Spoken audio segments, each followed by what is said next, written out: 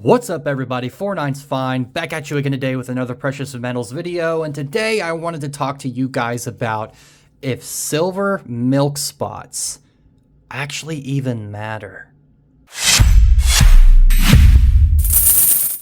Let me preface this video by stating this is not financial or investment advice, this is all for entertainment purposes only.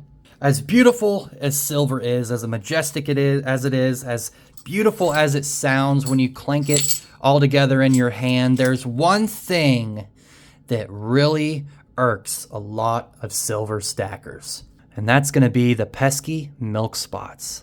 So we're going to go through this. We're going to take a look at generic bullion, we're going to take a look at premium bullion, then we're going to take a look at premium bullion that has a high premium. So when it comes to generic bullion, milk spots and even scratches like this, that one's scratched and milk spotted in the same spot. For generic buffaloes like this, it does not matter. You're probably going to see milk spotting more commonly on generic rounds and like random style rounds like this. This one's got some milk spotting all through the middle there. You're going to see a lot more milk spotting on rounds like that, but ultimately it doesn't matter for generic bullion, and that's the strength of generic bullion. It doesn't matter if it's scratched, it doesn't matter if it's ugly and milk spotted or dirty or anything. It doesn't matter. These spots and things like that do not matter for generic bullion. That's a huge strength. It's the cheapest type of silver that you can buy in the 1 ounce format anyways. It's the cheapest type of silver you can buy, but it really doesn't matter. It doesn't matter what condition it is because you're only going to get the melt value for it anyways. That's one reason I really like buffaloes is their versatility. They're very recognizable. They're very cheap. And you can bang them around, you know? It doesn't matter if they get hurt or not, or dirty or spotted or scratched. That's a great benefit of generic buffaloes. They're not the most fun to buy. They're definitely not as fun to buy as something like this, like a maple. They're not as fun to buy as an American Silver Eagle. They're definitely not as fun to buy as a Perth Mint piece, but they do have their strengths.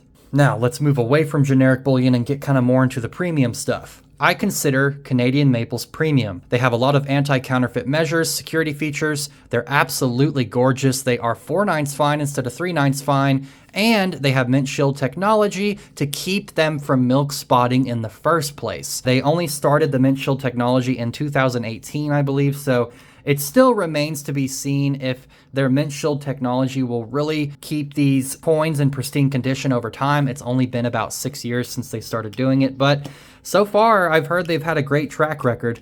That's why I put these in capsules, because I want to keep them as protected as I possibly can. They have the highest probability of staying in absolutely beautiful condition, so I'm going to ensure that by putting it in a capsule. Now, let's say like in 2035, you were to go to your LCS and you were to bring him a 2024 Canadian maple, beautiful condition, absolutely nothing wrong with it, no scratches, no spilt milk spotting of any kind, it's not dirty whatsoever, and then you were to bring him another one that's scratched and milk spotted, there's a likelihood that there may be $1 difference as far as what you're gonna get back. And that is especially true when it comes to American Silver Eagles. If you can find one that's in absolutely beautiful condition, you're going to pay that full $6 or $7 premium. Now, you can probably ask your LCS, hey, do you have any nasty scratched ones that are spotted and just kind of look like they had a bad day for the past couple of years?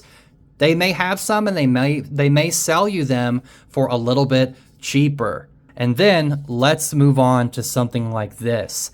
Milk spotting and scratches are huge when it comes to pieces like this. These have limited mintages. They're only made 1 year at a time. This is a 24, 23, and 2022, especially things like this Lunar Tiger now. I believe I paid close to $10 over spot for this.